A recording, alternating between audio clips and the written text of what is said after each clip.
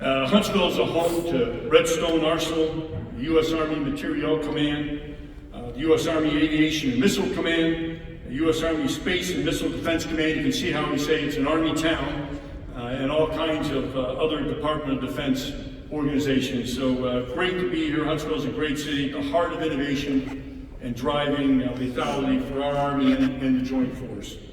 So we're really excited to be here, and I want to thank the Center for Strategic and International Studies for this great partnership with AUSA. They do a fantastic job. And then certainly thank General Dynamics. We couldn't bring this to you without General Dynamics and their tremendous support and sponsorship of this event. We couldn't be more excited to have a real superstar with us today, General Jim Rainey, the commander of the U.S. Army Futures Command. Back for his second Strategic Landpower Dialogue. His first one was extremely popular. We'll hear from him on U.S. Army transformation efforts, key Army Futures Command acquisition priorities, and his vision for the Army of 2040, among other topics. During his first Strategic Landpower Dialogue discussion back in June of 2024, General Rainey observed that the change to the character of warfare is happening faster than at any time since World War II. Changing character faster than any time. And looking at ongoing conflicts over the past 10 months, since General Rainey made those comments, we see how true his statement really was. Adaptation and innovation are key to the success in today's environment. But at the same time, we must remember that the human being on the ground, their resilience, their grit, their intuition, and determination is still the core of warfighting. Fortunately, Army Futures Command is a great leader to navigate this complex environment and ensure our Army is and remains the most lethal land force in the world. I'll only briefly summarize General Rainey's bio. We don't want to take up too much time. You can find it online at the AUSA or CSIS events page. General Rainey was commissioned as an infantry officer in the Army from Eastern Kentucky University in 1987. And he holds a master's degree in advanced military arts and science from the School of Advanced Military Studies and a master's in public administration from Troy University. He has served a variety of command and leadership positions, from platoon leader all the way up to division commander, and then including a key job, Deputy Chief of Staff G357 for the United States Army, and then the U.S. Army Combined Arms Center at Leavenworth Commander. He now serves, as I mentioned earlier, as the commander of Army Futures Command, which was established in 2018, and he took command of AFC in October of 2022.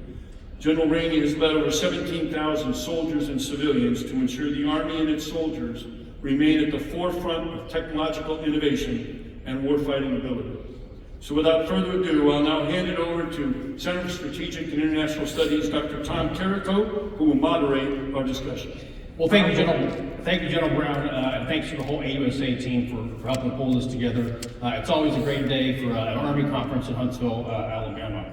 As General Brown mentioned, this is our sixth Strategic Landpower Dialogue series, and I know we hear a lot this week at the Global Force Conference about multi-domain operations and such, but I always like to begin this by repeating the obvious, that you can't spell homeland without land.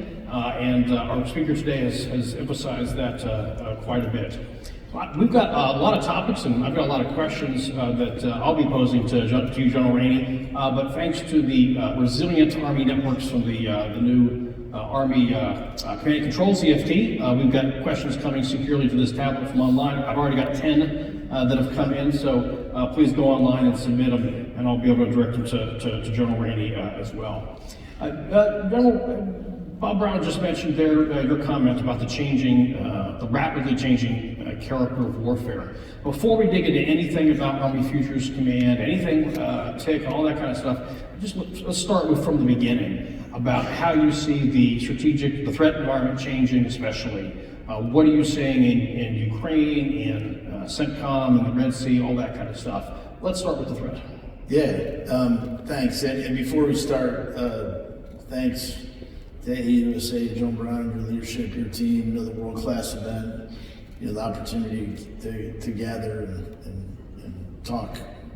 I did more industry engagements in the last 2 days. You saved countless TDY dollars, me and other Army senior leaders, and great to see everybody and in the crowd and online. Thanks for 1600. I drive the prime slot, end of the day. So I think there might even be a couple people out in the audience who don't work for me, which is not here as hostages.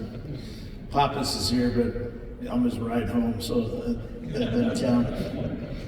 No, but I think so. Yeah, so character of war, right? Just not to be pedantic. Nature of war, immutable things that are not changing, probably will never change. And let me start there. The good news for the United States Joint Force and U.S. Army is the war remains a contest of will between human beings, which means it's fundamentally a human endeavor, which is good for us because our number one asymmetric advantage over anybody we're ever going to fight is we have better people. We have an all-volunteer force that fight for things they believe in. We don't dump prisons to build our army. So we have a non-commissioned officer corps that is the envy of the world. We sell a lot of stuff, foreign military sales. What you can't buy is the world's best non-commissioned officer corps. We have better leaders and more of them at scale than anybody we're ever going to fight. And the men and women that command our formations have a skill set that's been honed over 16, 20, 24 years and can do things that if we get into a conflict, they will have an advantage over anybody they fight because of the way we train, right? So, and then the second thing that's also good news is apparently I see no indication that the land is not going to remain a decisive domain. So we fight as a joint force, every domain matters, but people insist on living on the land. Every joint capability, as awesome as they are, has a land dependency. Starts or stops on land, you need sustainment on land. So people and land are not changing, which means that close combat, dominant land forces, the ability to take things away from the enemy and hold on to things is going to remain decisive wherever we need to fight. And more importantly, I would offer the largest deterrent value because we don't want to fight people. We want to convince them they don't want to fight us. Nothing deters like men and women on the ground partnering, training with, and positioning assets. So that's the good news. Now, we're at the most disruptive point in time in the history of warfare, indisputably. The speed and scale of it is unprecedented. Go back to pre-World War II, people were inventing airplanes, combustion engines, radios, crazy, unprecedented disruption, but you only had to figure it out one time. Right? The contest was to figure out what those big three things mean. Germans figured it out first, went this way, we figured it out better, went that way. That's the history of World War II in 10 seconds right there. So what that means is the key characteristic we want to build into our forces is adaptability, right? So the best Army characteristic to have is to be adaptable. Who can see things happening that you're not going to predict, right? The UAV contest in the Ukraine war right now is one of adaptation. It reminds guys my age and General Pappas's age of our fight against, Sergeant Major Daly, a lot of you, the fight against IEDs, right? It was, it's move, counter move, right? We figured out how to attack the network. But it was iterative and constant. So I think that the ability to adapt faster is something, and again, that plays to our strength because we teach leaders, right? We train people for the known, but we educate our leaders for the unknown. So we bake in that inherent adaptability to look at a complex problem and solve it faster.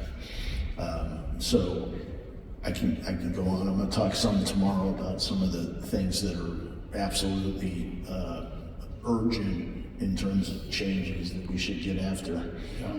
But the other big thing I would say about the characteristic thing is the challenge for the U.S. Joint Force is to look at what's happening in places like Gaza and the Ukraine and say, okay, of that, which is fundamentally changing and disruptive that we absolutely need to do something about, right? We have the best tanks in the world. The next time they go to war, we need to have an answer to fiber optic guided FPV right now, right? No Army leader wants to see videos of the U.S. rifle squad helpless against a swarm of UAVs, right? We need to put that kid in their hands like before they go to war again. So there's this sense of urgency, but of the things we're seeing, you should ask yourself, would the U.S. Joint Force fight that way? Would we have the same problem? And there's examples in that space also. The ruthless approach and ethic we have about training makes us able to maneuver, right? Mission command, the way our units get better when they lose combo with their higher headquarters. You know what I mean? Like, you said the brigade, my favorite day is a division commander. You go out to NTC, they got the awesome brigade. The day they do the Dr. Doom thing and they chemical attack the brigade, one, it's hilarious, but two, unless once you're not in miles anymore, it's a lot better to watch. But what happens is about 2 hours later, company troop battery commanders who don't have combo with anybody say, well, we should probably do something. And they start taking ground and attacking the enemy, conducting reconnaissance. So that kind of advantage that you get with a well-trained maneuver force, I would like to think would be different than some of the static, so are you learning something by watching two armies fight, defense on defense? And what would that look like with the sum of the U.S. Joint Force and the U.S. Army's ethic and competency in maneuver warfare? Because we got to prioritize what we fix. So long answer, but Tom's tough. He's got to take most of the time, so you can't ask me hard questions. Well, let me pull the thread on that threat piece. In your 10-second history of World War II, which I'm going to remember, you said there's these disruptors. So what are the top, let's just say 3, however many disruptors that you see on the battlefield in recent years, Ukraine, Israel, etc., like that? I think you mentioned the FPVs, right? That clearly jumps out. But what are the other disruptors? I'm not future casting. In terms of the recent developments and demonstrations of the threat, what stands out to you? Precision and mass. So, me and people my age, maneuver warfare, combined arms officers, usually looked at a firing problem through the context of, okay, I can either shoot mass at it, Battalion 3, that's a lot of $5,000 155 rounds, they solve a lot of problems. Or I found the enemy's S-400 or his command post, so I want to hit a 10-digit grid with precision. But it was a choice. I think what's most interesting about what I'm observing with UAVs, pick a category, FPV now, it'll be something else next month, is it looks like that those two things are merging, which is a huge opportunity. Imagine precision mass and the potential of that, where commanders can fly 100 things that'll hit a 10-digit grid. That's pretty interesting to me.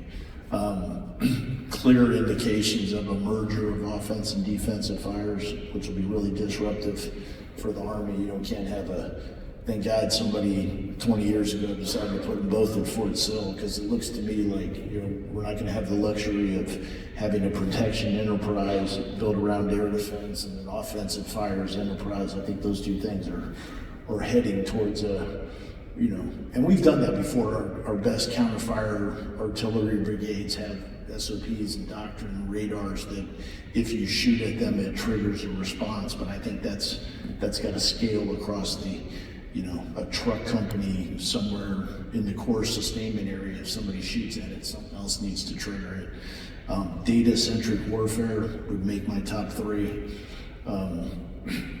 I got a couple other ones, but I got to talk for an hour tomorrow morning, so I'll stop. Gotcha. Well, somewhere Big Formica is nodding, I think, approvingly in terms of offense-defense integration for fires. And we'll be back out to fire symposium here in just a couple of weeks, so we can nerd out there about that as well.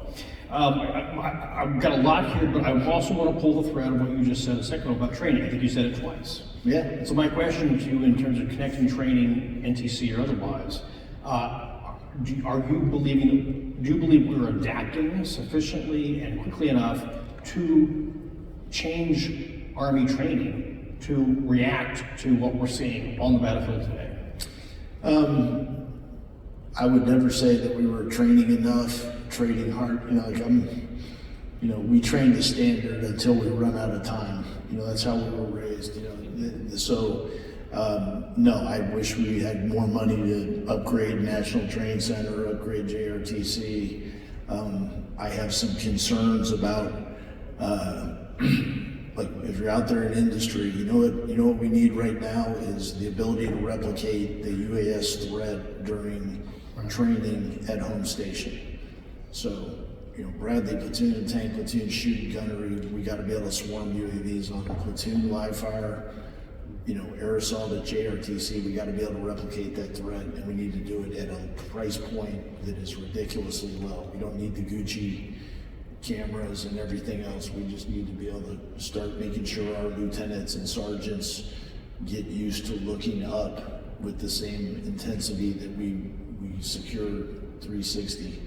So there's little things, but I'm very proud of the Army. One thing that we have not done is walked away from the fact that our ability to maneuver is an asymmetric advantage, and we're underpinned by that. I don't know a single senior leader in the Army that would ever willingly send soldiers into harm's way that were untrained, right? So the modernization money that is there comes after we ensure that whatever size Army we have and whatever it looks like is as well trained and well led as possible. I think connecting that with your previous... And it's still, the only place I've ever lost a fight is at NTC and JRTC, both Polk and Chaffee, because I'm old. But that ethic of, your worst day, your worst day in combat is not going to be as bad as your worst day at the National Training Center. I would defer to some guys that got a little closer field to the operating force, but I was just out there. The way TRADOC takes the worst thing Russia can do and the worst thing China can do and makes a hybrid enemy, and the way General Pappas and his team and ForceCom, make sure that and the world-class OPFOR and the OC ethic that we have. So I don't think there's anybody that we're going to fight that is anywhere near as good at training as us, but we got to continuously update it. No, I just want to highlight the one thing you highlighted there in terms of nobody wants to see a U.S. unit being attacked by giant swarms of drones trying to fend off, but that's exactly the kind of thing to be training. They're going to get attacked, but that's a fact. I don't want them to not have a solution to that problem. Bingo. That's what keeps me awake at night. And we're going to dig into the protection in just a bit here, but let's stay kind of big in terms of the Army vision. When we talked last June, you were talking about the Chief of Staff's priorities about transformation across 3 timelines. Before we kind of dig into that, what if we could just sort of talk about what are those 3 timelines and how are they coming, and then we can kind of dig into it. Yeah, so we only have one Army, so we have to transform continuously, and that means be better tomorrow than we are today, next year or 2. We also have to fundamentally change some things about the Army that take time, the TAA process, the FIDEP, program of record, and then we also need to be outthinking the enemy in the 30 to 40 time frame, that decade, second and third FIDEP, and it's not either or. We got to be great at all 3. The sense of urgency that our Chief of Staff and our Secretary have about right now we have a bias for that transforming in contact period of time, which is kind of a floating window of this afternoon to 24 months. We got to get better. and rightly so. I would say that, you know, that won't speak for the chief, but he's deep in that space. And you heard General Ryan in the panel he was on. I thought that was phenomenal. So we have a sense of urgency. The only limitation to it is how much money can we get and how fast can we move it. AFC doesn't have a big role to play in TIC. I mostly flag technology we have that is ready to go.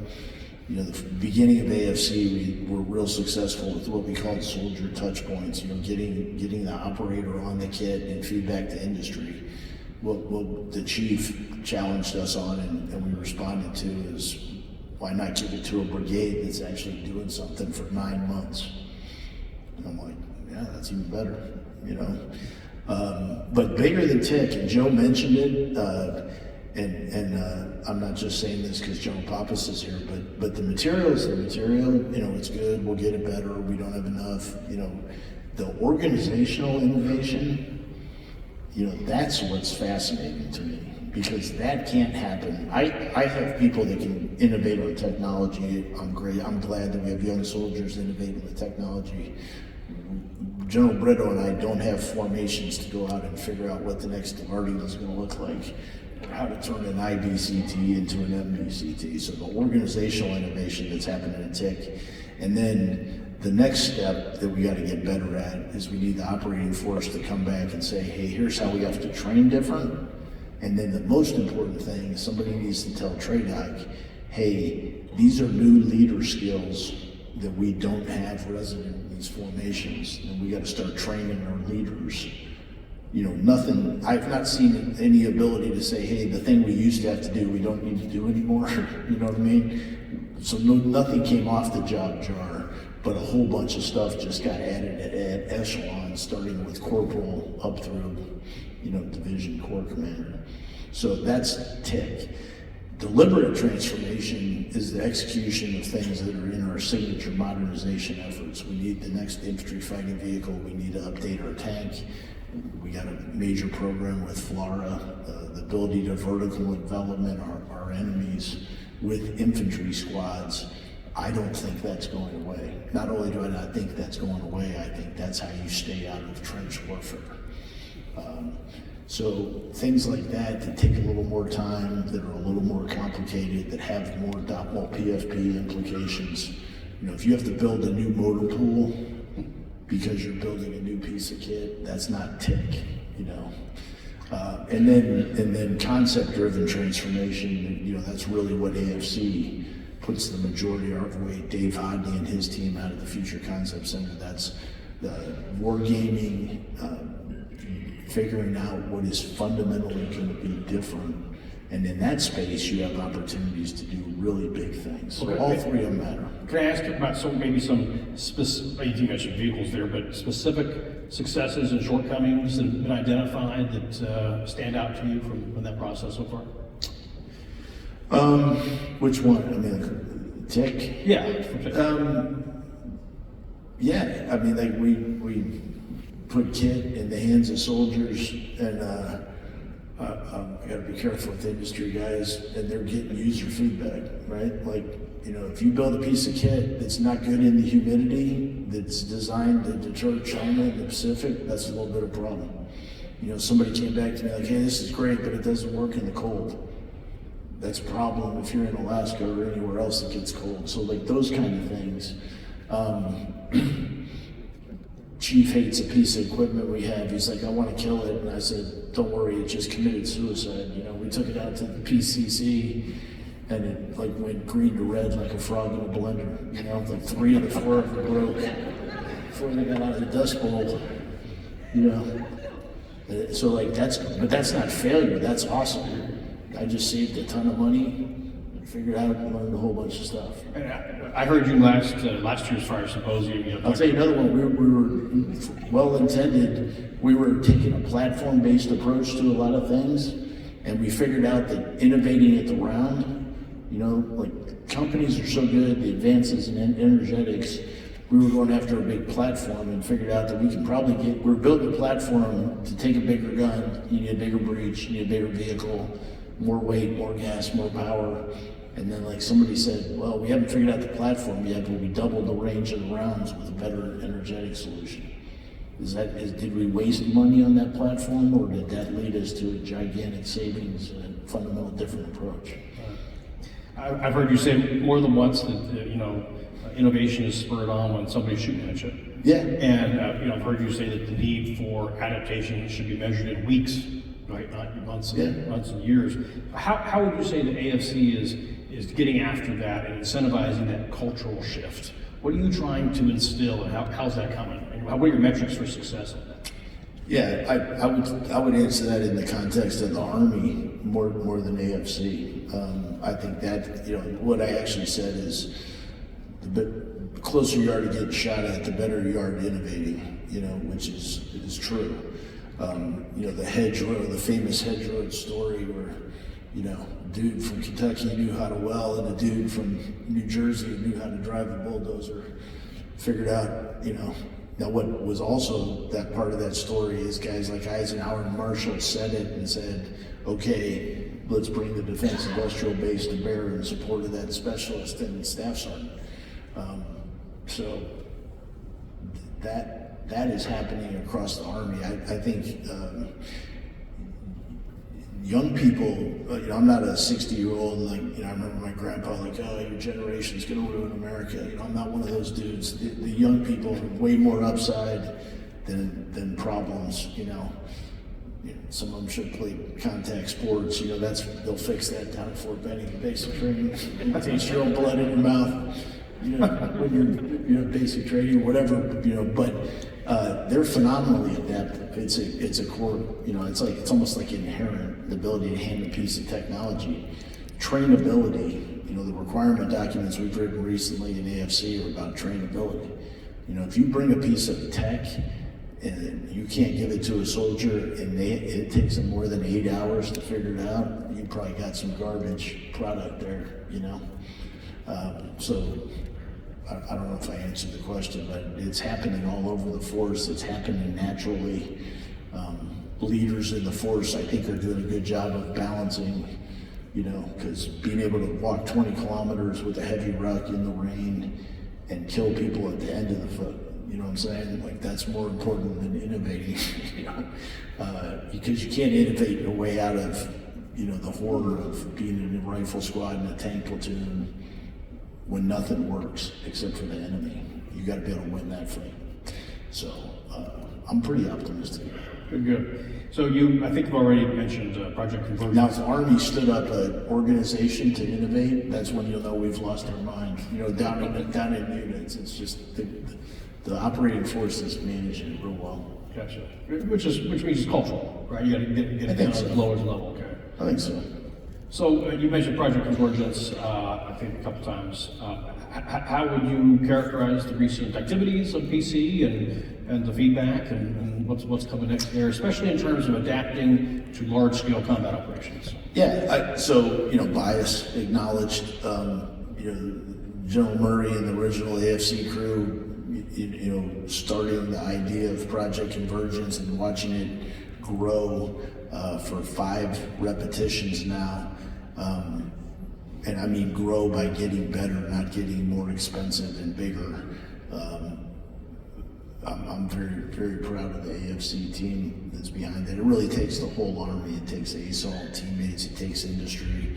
So it's still ongoing. So Part A out of the National Training Center just wrapped up. Part B, for the first time ever, we're actually going all the way out into theater, into Indo-PACOM to experiment, at actual, so you can't walk from one tent to another to work out a connectivity problem. If one of those talks is in Hawaii and one of them is Guam, we're actually we're raising the bar every year. But I'll talk about NTC, so hundreds of good technology from great companies, the 18th Airborne Corps, 82nd Airborne, 1st Brigade, or 1st Armored Division. So, of the scope and scale of a regular NTC rotation, of which I think we have about 8 a year. So you're talking about a gigantic investment from the Army to trade a brigade training opportunity to an experiment for the Army. So I feel like we owe the Army back a lot. I was really happy. We had some things that didn't work. That's good.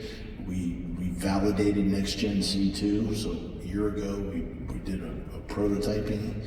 This time, we absolutely validated that we can do that. The human-machine integration thing, I think everybody we're on a path, and there's a clear acknowledgement that figuring out who's going to pair unmanned systems with humans in a way that optimizes both of them. Now that'll be like probably the focus of PC6 over the next 12 to 15 months. So couldn't be it. Here's the other thing. The Army's ability to host a joint and partner experiment in the dirt is a gigantic contribution of the Army to the Joint Force. You find things out in the Central Corridor of the National Training Center that you don't find out walking around the Pentagon, whipping slides at people. I've had both those jobs. One's a lot funner than the other one, but it's good to have cool concepts, cool videos, cool booths. Go out to the National Training Center. Can your UAV fly when the winds are 40 knots? Put a Starlink terminal out. You find out that rodents eat through, rodents like fiber optic cable. Rabbit's gonna chew through your stuff overnight. You know what I'm saying? It's awesome. It's awesome. Yeah. PC is awesome. Come out. If you haven't been there, you're missing out. Good stuff. Well, let me shift to what you've laid out as AFC's 4 big priorities. Command and control, expand and maneuver, cross-domain fires, and formation-based layered protection. Let me just start with the first one. And you threatened in our advanced meeting to spend the whole hour on command and control, and I'm gonna let's nerd out a little bit on that, which is to say, and let me start with the most simplistic and I think fundamental question, which is everybody converts it to an acronym. Usually, when you convert things to an acronym, you lose something. What is the difference between command and control, and what does that difference tell us, and what do we need to be reminded about that difference? Yeah, so command and control is a warfighting function in our current doctrine. I think it's moving to a warfighting system. If you want to, if you're a system theory student, it's getting more complex than just a function. It is the most important thing. If you cannot command and control your formation, nothing else matters. And if you can command and control your formation, and it's a U.S. formation with the quality of leaders and the training that we have, you're going to be okay. You'll solve any problem. So it's that important. Command, you've all read, it's the art and science of command. What I tell Pat Ellis, the great director of the Command and Control CFT, is, hey, let's put the commander back into command and control. What do you mean by that? Well, just Rainey's observation, not official Army policy. Over the last decade or so, we've turned the commander's warfighting function / system into a signal, cyber, data enterprise. I grew up, you went to the field, the first 24 hours sucked, everybody had to figure stuff out, then all the commo worked, and the 3 got to be the 3, and the 4 got to do great sustainment, and the 2 got to do intel. You go out to some of these systems we have now, the whole staff spends the whole field problem trying to move 0s and 1s around, which are important, but they don't hurt, they don't kill people. You gotta be able to train. So, and it's nobody's fault except for the commander, because we let it happen. So let's get the commander back in charge, and understand, visualize, describe, direct, lead, and assess. Right? Ops process. That's what commanders do, and they got to be able to do all those things, and they got to be in charge, and they can't be dependent on a gigantic staff. They got to be the best at everything in their formation. Control is what staffs do. Commanders command, staffs control. Impose my will on the enemy, our own formation, which sometimes is harder. and the terrain, right? Impose my will, control that. I'm going to issue guidance, you turn it into an order that enables intent-based warfighting, and you pay attention to what's going on. We're not going to have targeting meetings in large-scale combat operations. I'm going to tell somebody, here's my priority of fires. Somebody's going to stick an attack guidance matrix in my face. I'm going to say, yeah, move those two, and that's it. And then things need to happen. So command and control. And I'm with you on the acronyms. Like I challenge, whenever anybody says C5ISRT, that conversation going downhill. I'm like, what are the fives? Like, and two of them are the same freaking thing. Like, we don't have phones anymore anywhere except for maybe my grandma's house. So like we've lost our mind. It's command and control. We got commanders. They have staffs. The only reason we have staffs, so the commanders can. Let's get back to basics and leverage our superpower that is commander-centric, intent-based warfare. Nobody can do it like us. Let me not push back, but let me pull the thread of what you said. There's too much focus on, I think, pushing zeros around and stuff like that. And yet, when I think about, on a bad day, the commander may not be able to have that active, continuous engagement. Mission command is all about that. And so, in that respect, isn't the focus on the beeps and squeaks and getting those things hardened and all that kind of stuff to hopefully be able to preserve the active and continuous engagement of the commander?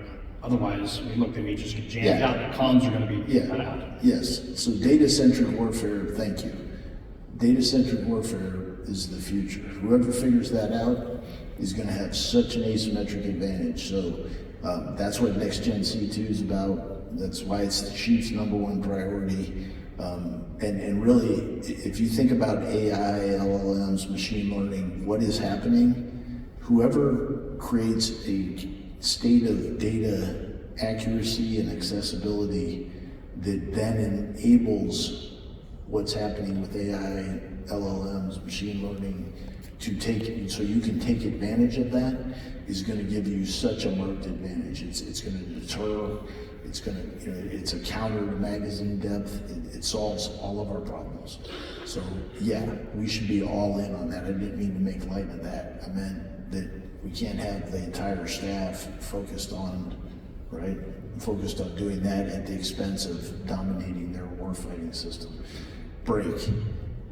We need to be able to fight when that stuff doesn't work, right? The good news is if we can't talk, the enemy won't be talking.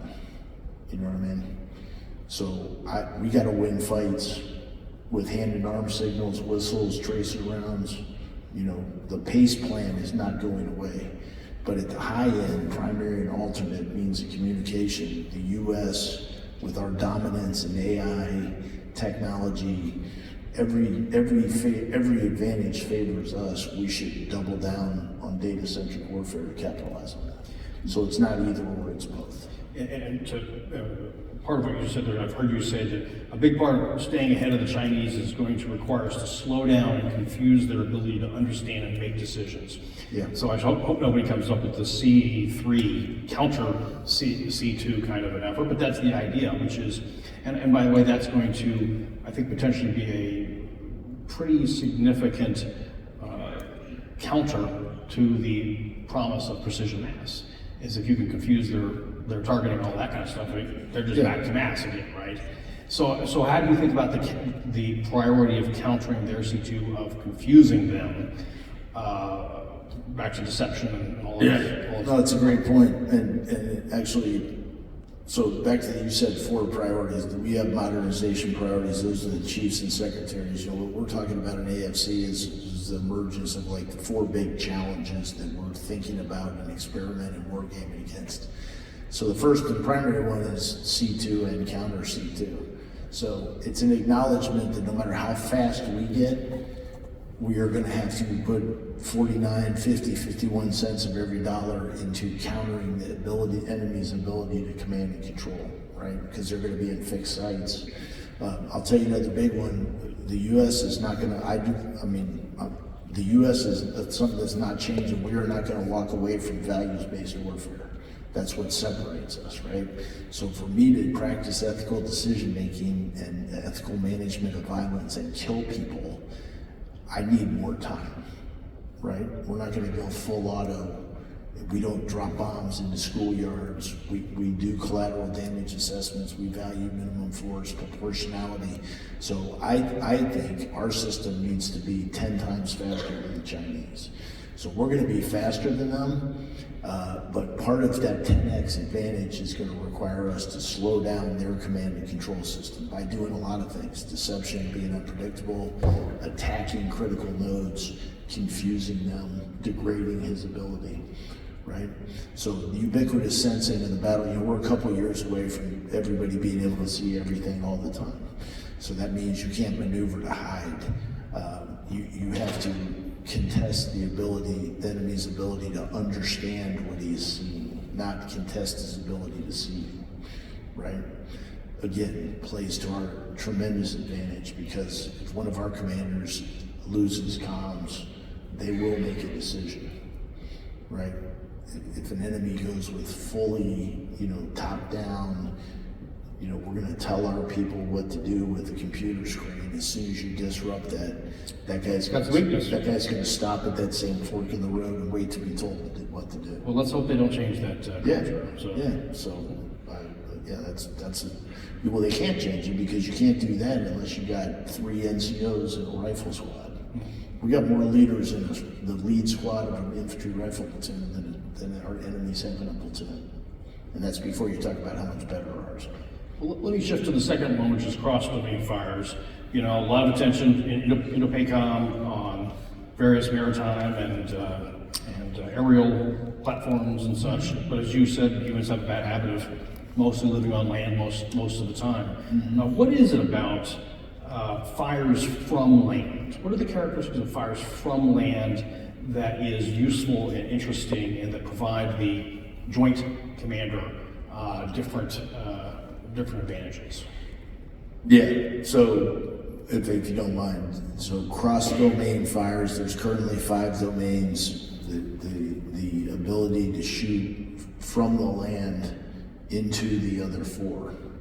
So across the domain is why we use that terminology. Back to your point about words matter.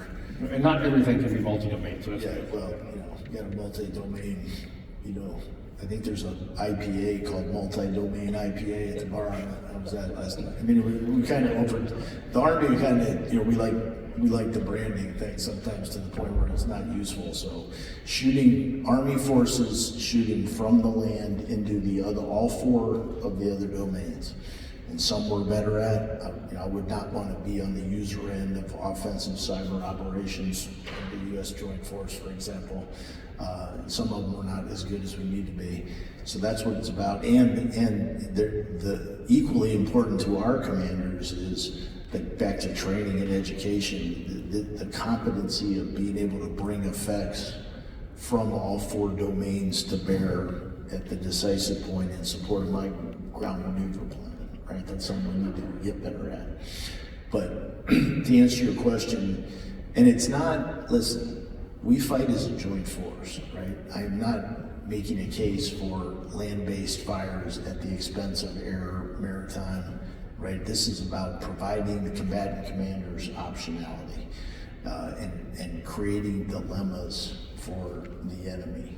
So what are the advantages of land-based fires? Is they're harder to find, they're mobile, they're persistent, they don't fly over. There's not an ATO, you know what I mean? You don't need to figure out how many times in 96 hours am I gonna have a really good U.S. Army SF detachment with long-range rockets, right? So it's persistent, it's mobile. Now it has disadvantages. The sustainment's much more challenging. When the enemy does find you, survivability is extremely. So it's about giving a combatant commander a toolkit that he or she can choose to use however they want, and not letting the Chinese build a defense against one part of the joint force. Yeah. Forcing them to worry and defend everywhere. And you said 5 domains. How are you thinking about, how is the Army thinking about non-kinetic fires? And how are we wrapping arms around that from doctrinal Yeah. and operational perspective. Well, I wish I could phone a friend, the great General Beagle and his team here. You know, I haven't read lately, last couple months, but you know, whether it's kinetic, non-kinetic, lethal, non-lethal, I think I'm real interested in the idea of reversible and non-reversible.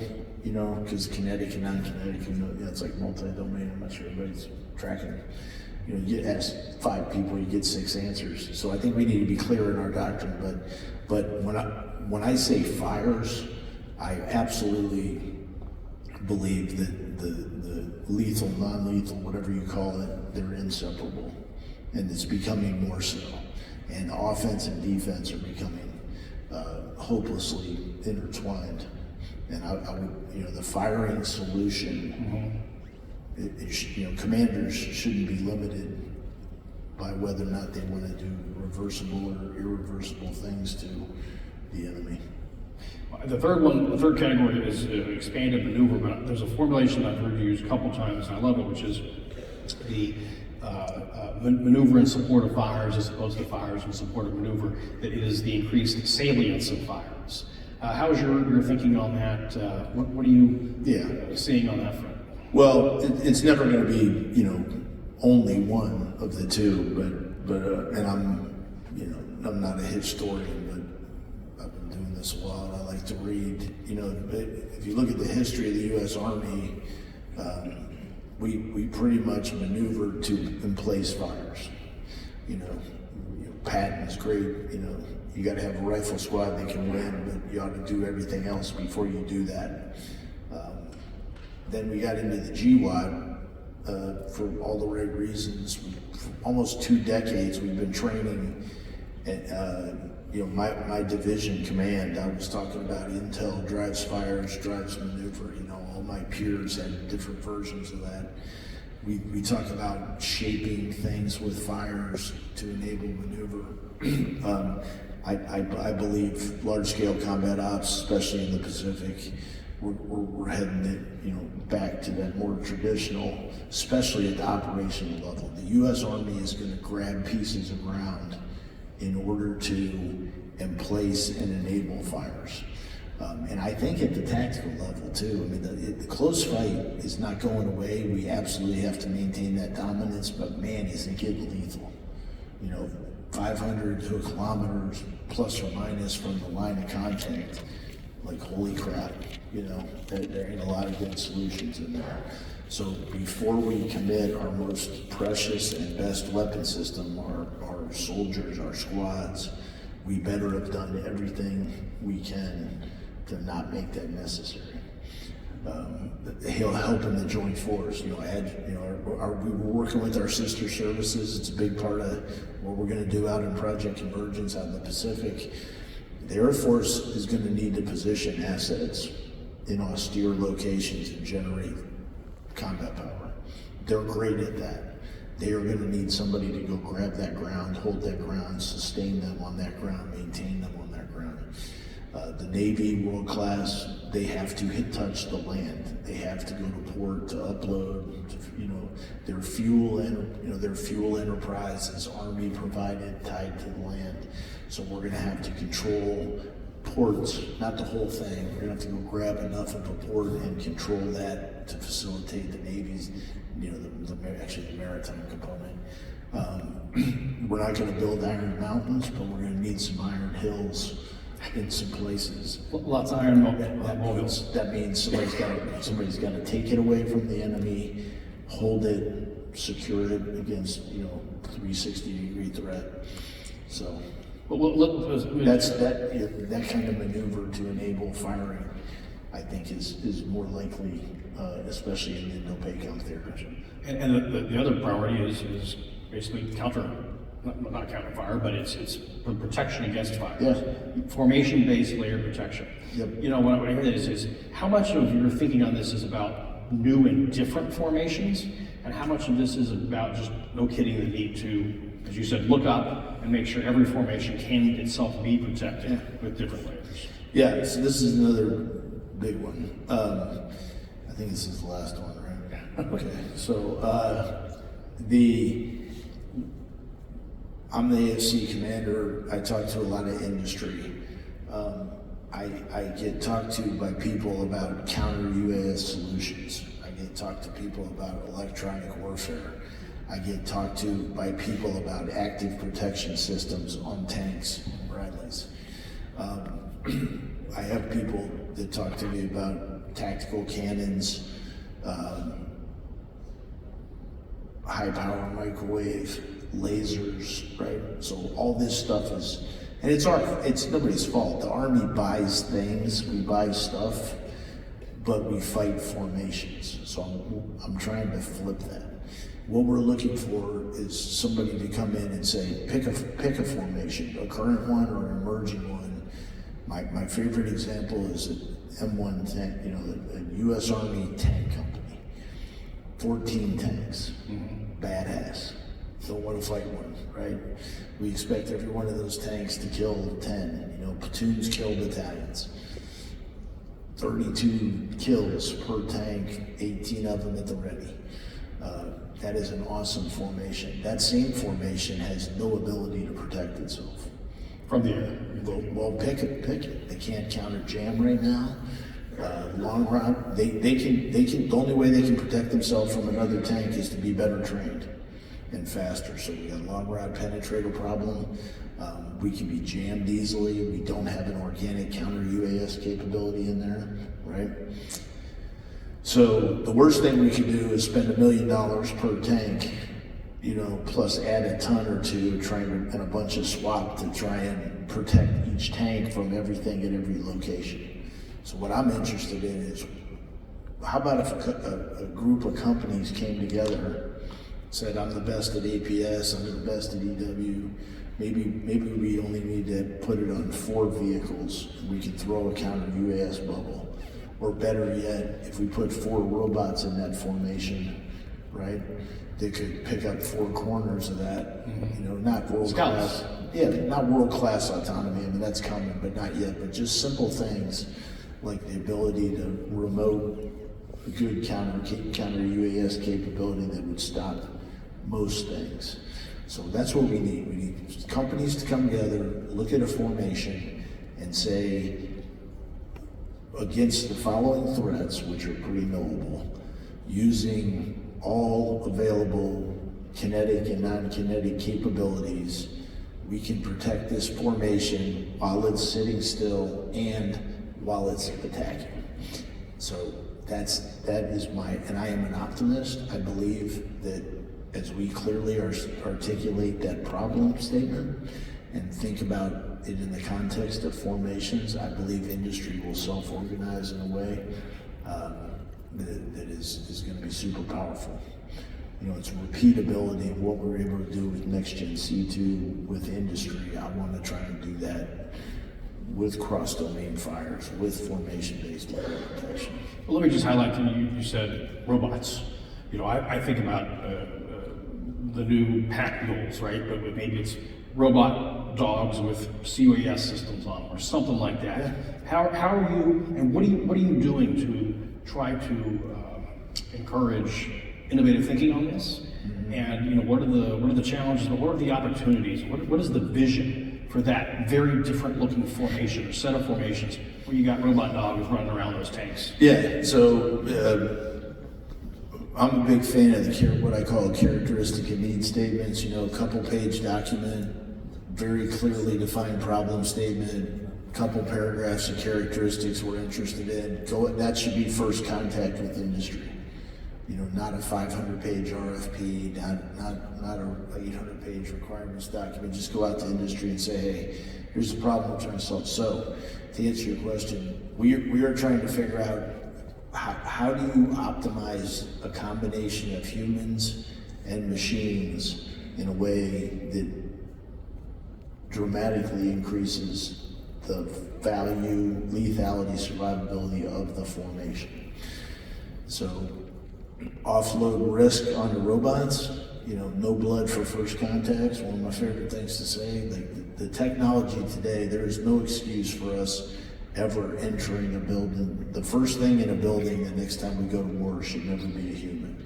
We shouldn't find IEDs and minefields with vehicles that have humans in them. I mean, that is, the enemy's always, the enemy's always going to have a good day, you're going to have a bad day, but there is no technological reason why we should make contact with a human being. So offload risk onto machines, and most importantly, so that the humans we have are doing the things that only humans can do. Because the cognitive load we're stacking on leaders is getting pretty significant. And what are those things? Robots are not going to be curious. Computers are not curious. They don't there's no ethical. They don't do ethical decision making. They don't demonstrate free will, thank God. But like one of the superpowers of the U.S. fighting man and woman is they do stuff that nobody told them to do. Sometimes they do the opposite of what you told them to do because they know it's right. So you're not going to write an LLM for initiative, I don't think, not anytime soon. So who puts those things together in a way that makes a better formation at the end of the day? So examples. One use case is, how do you make a formation better, right? Infantry company, armor company, artillery battery, air defense battery, engineer company. Come look at what we have and what we do and tell me how you could bring autonomy and really unmanned systems to bear. And it's not just, you say robots, people think ground, it's unmanned system. UAVs are unmanned systems, subsurface, surface, subterranean, right? So look at a formation and say, here's some ways you can do that better. Lower the risk to the force. We ought not breach minefields, and we're not. Out of Project Convergence, the technologies blew me away on the ability to, we started a year ago. I was talking to my guys, I'm like, hey, I want the MICLIC to not have humans in it. Did that, live fired, awesome. We got with some companies and started saying, hey, this is what we're trying to do. They're like, okay, well, how much, do you really care about that, that MICLIC? We're all proud, look at that, unmanned MICLIC. They're like, that's kind of, what are you trying to do? Well, we're trying to put those explosive charges in a line through that mine wire obstacle. They're like, okay, well, would it be all right if we just put a UAV up and map the minefield and then launch 20 UAVs that had line charges that land exactly where you want them? I'm like, yeah, that'd be cool. And we did it. We didn't do it, they did it. And then we got them with one of Drew Pappas' great engineer companies, and there's some captains, a couple sergeants are like, could you fly that stuff to the other end of the obstacle and start breaching your way backwards? Because that would be really cool. The young guys yeah, do you understand how UAVs work, man? You just they go wherever you tell them.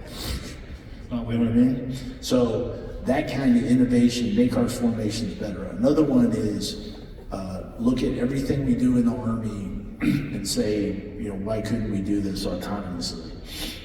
10 truck company exists to move X amount of stuff this far, takes this many humans.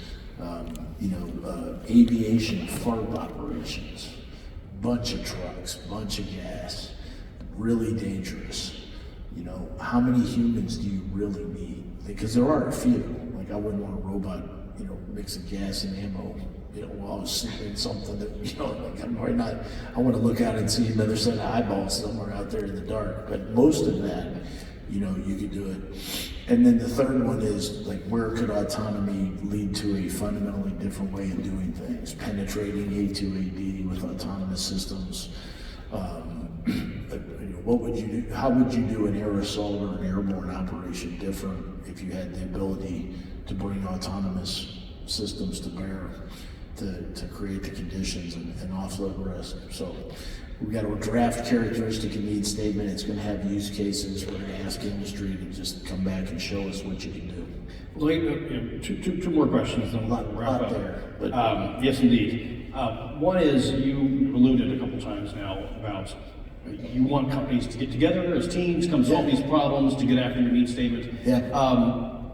There's been a lot of, I would say, pointing at industry by all kinds of different military leaders and kind of stuff. How is the government doing in terms of becoming a better customer, in terms of better monopsony, and is there sufficient adaptation on the contract side to get to the things that and what are the metrics by how we ought to measure the government becoming a better customer? Yeah, no, that's really, really fair. I think the leaders that I'm around, our chief and our secretary, clearly acknowledge that we're part of the problem, right? In fact, I would say that probably control what you can control, fix yourself first. Our new secretary said during his testimony, the Army's got to be a better customer. So I think there's an acknowledgement and understanding of that. And it's everywhere. So I'll start with myself. We got to write better requirements. We got to explain the problem we're trying to solve. We got to be more iterative and open with industry, and let industry do what they're great at. We need to come up with we need to lean into the acquisition abilities we have, and we need to come up with new approaches. We need to look, and listen, acquisition professionals, the humans are awesome. It's not a human thing. They behave the way incentives determine outcomes. So, is cost, schedule, and performance the metric that we should be using? I don't think so. I think the only metric that matters is capability in a formation. So from the time we say we need something until it is a no-kidding capability in a formation, to include the training and leader development, everything else wrapped around it, nothing else matters.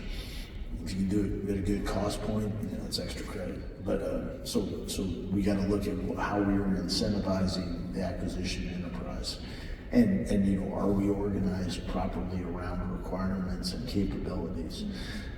And I think you'll see some of that out of our new leadership.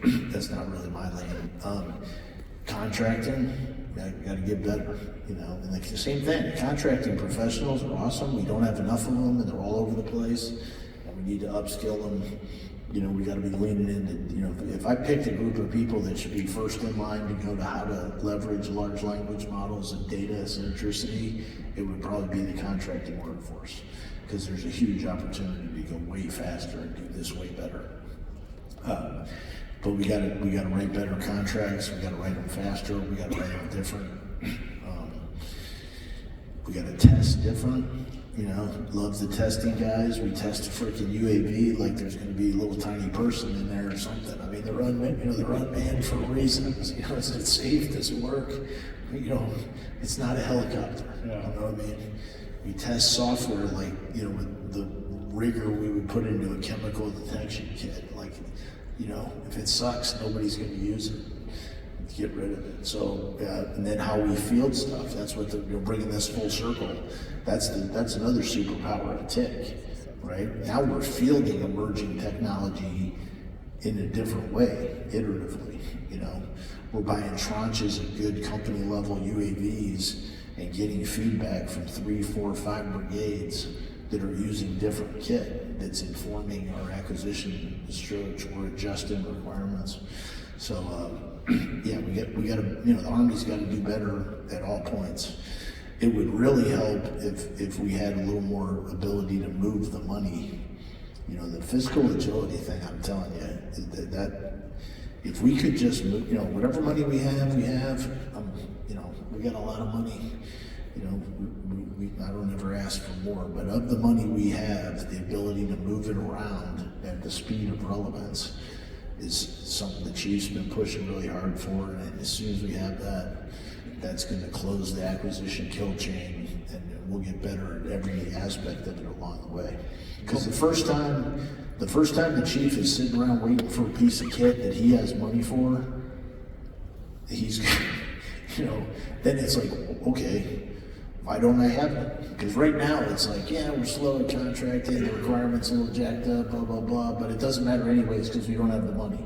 Once you turn the money on and the technology's already there, it's going to pressurize everybody between, you're either a guy with the government credit card or you got a problem, So I'm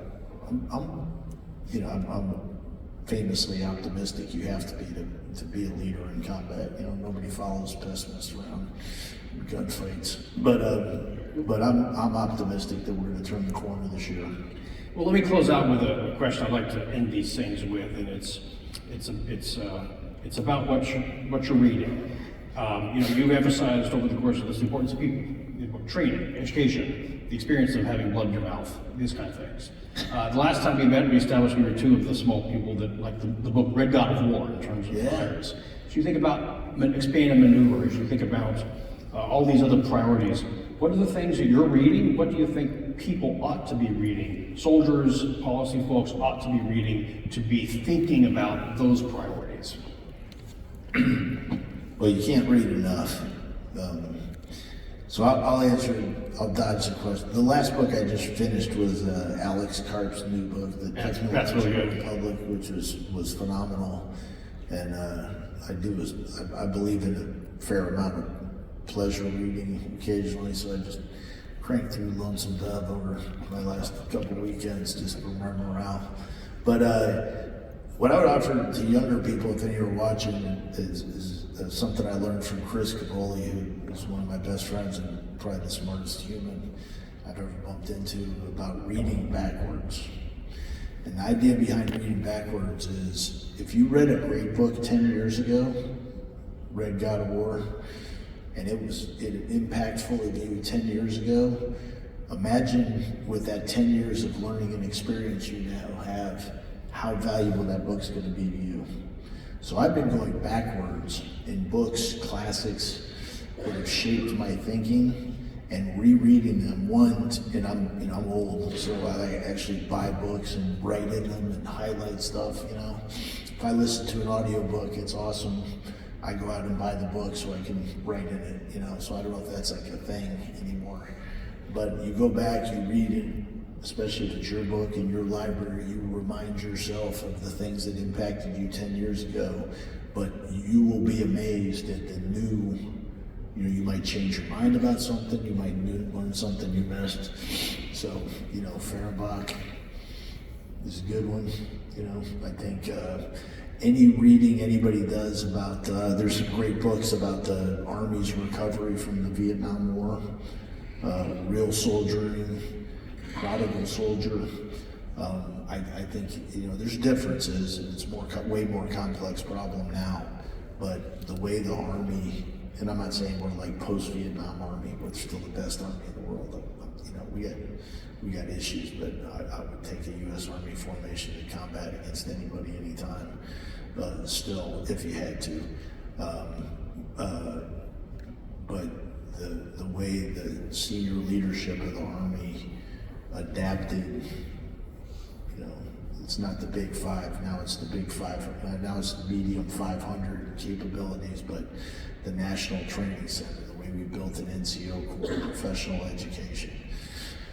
The things those leaders did, you know, the all-volunteer force, be all you can be. I mean, there's a lot of analogies. So those two books, the reason you got to read both of them is because Prodigal Soldier is a little bit of a, you know, it's a little bit of how awesome we are biased. Real Soldiering is a little more for critique. So between the two of them, you get the total picture. I'm impressed with all that. Something to do this weekend. I'm impressed with all that, but like I said, Lonesome Dove is what jumps out for me. Yeah. We don't rent pigs. Greatest book. Well, hey, thanks again to AUSA for the partnership here. This has been a fantastic discussion, and thanks again for. Yeah, hey, thanks everybody. God bless you.